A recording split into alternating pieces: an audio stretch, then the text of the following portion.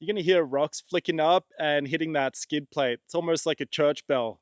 Ding, ding. The TFX rear shock is a major improvement to the motorcycle. It also has a little bit less sag, so that improves the overall ride height of the motorcycle. We're talking heavier springs, heavier oil, and a shim stack that's been adjusted to. So not only does this look better, it's more functional, and it sounds absolutely beautiful.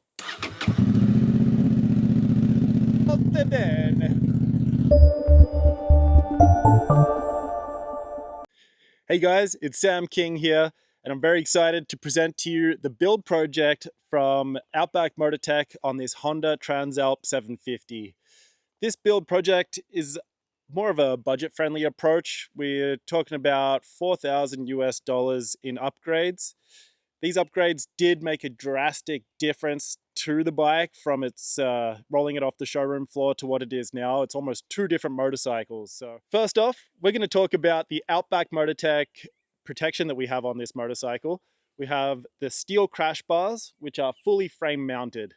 They are not engine mounted, which can cause issues to your motorcycle and have potentially harm the bike. As a bonus, these crash bars have been tested. You definitely want to go check out those videos if you haven't already seen them. The skid plate is frame mounted and crash bars mounted as well. So one more bonus about the skid plate is when you're cruising down loose rocky terrain, you're going to hear rocks flicking up and hitting that skid plate. It's almost like a church bell.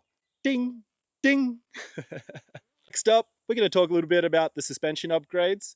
It's a really big, important part of any motorcycle, making sure that your bike is set up for the terrain that you want to ride. The TFX rear shock is a major improvement to the motorcycle.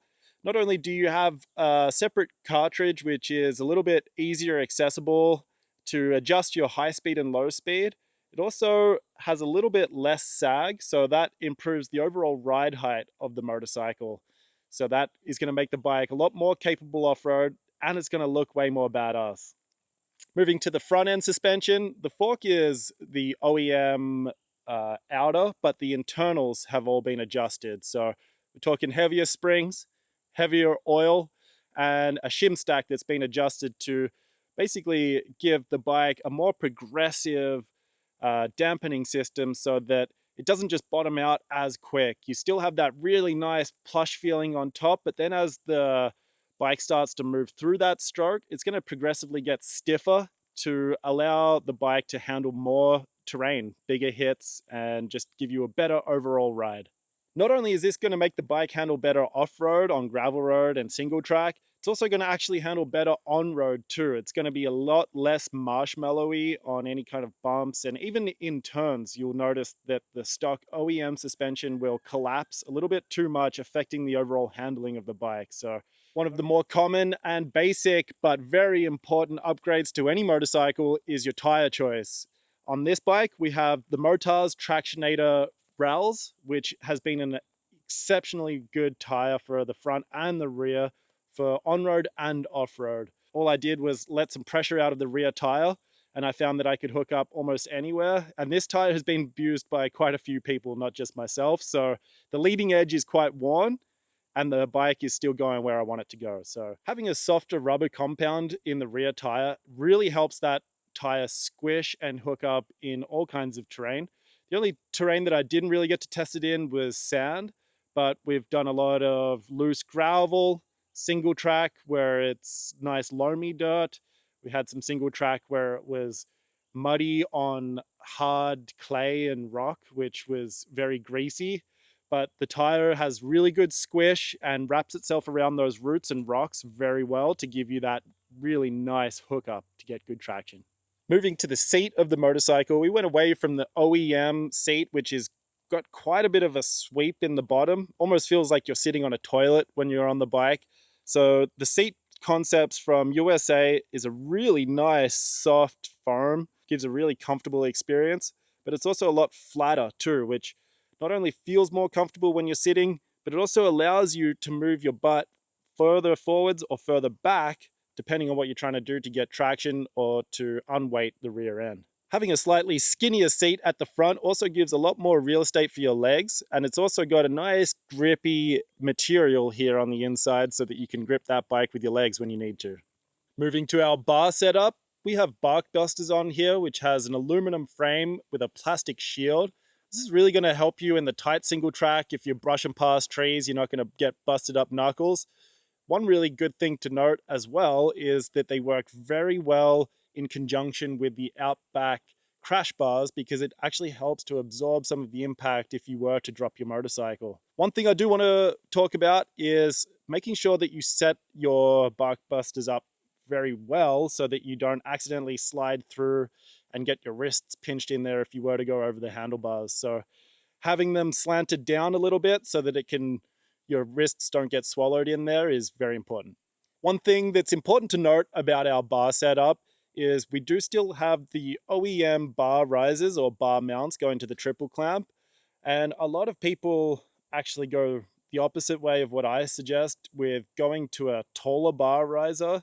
This might feel comfortable on the road, but as soon as you get into anything aggressive, some technical terrain or fast terrain, you actually want to be getting your weight more over the front of the bike.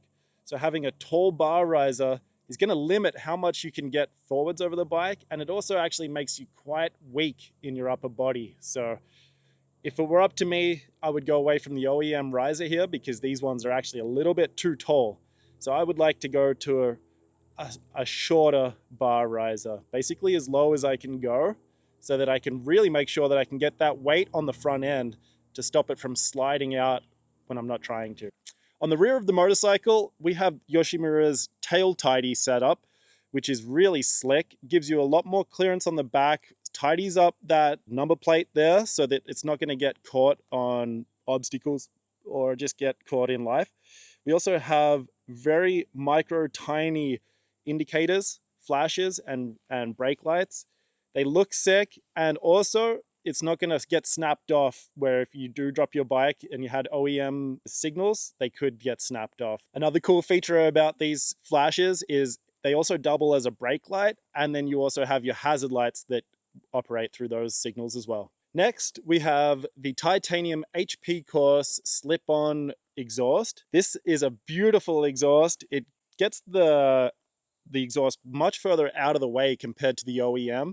The OEM exhaust hangs down quite low, so it can get caught and damaged and just ruin your ride. And if you do drop the motorcycle on that OEM exhaust, it's going to get pushed in against the swing arm or even the rear wheel, which is not good.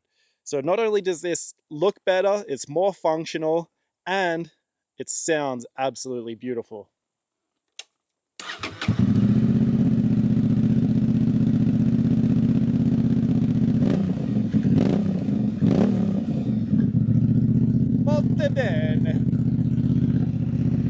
One nice touch about this build project is these aftermarket GG pegs.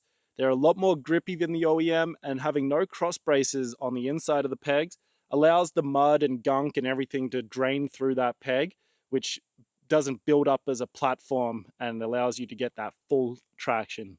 So we may have tricked you all. This is not an aftermarket windshield. This has just been cut down. It's the OEM windshield cut down, just to avoid having that windshield come up and get into your face when you're popping over logs or going up steep hills. You can call this Outback Motortek Redneck Edition 2.0. Last but not least, we're going to talk about this beautiful graphics kit that we have from Timber Moto. It's really nice heavy-duty vinyl, which helps to protect the motorcycle from any scratches, which are almost inevitable when you ride off-road. But it also looks sick too. So head over to Timber Moto, check out their website, send them an email, see what designs they have for your motorcycle.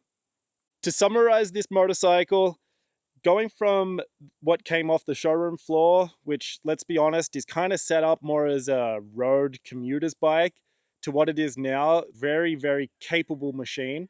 With the basic but important upgrades that we've done, it's made this motorcycle a lot more fun to ride, a lot safer on the road, and it just takes you more places, and it looks sick.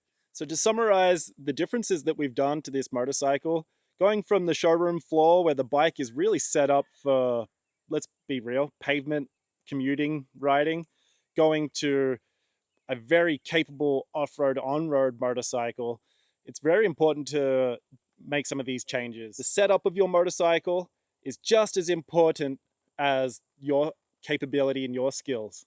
So guys, stay tuned, give us a follow, subscribe to us, throw us a comment, let us know what you think.